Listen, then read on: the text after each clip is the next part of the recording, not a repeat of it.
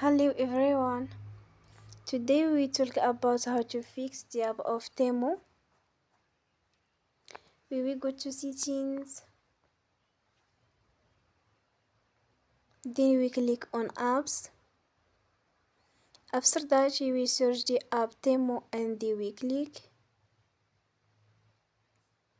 Then you will on for stop. After that you will go to storage. Then we click on clear cache.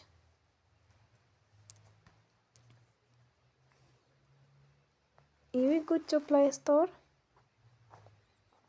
and they will update you app.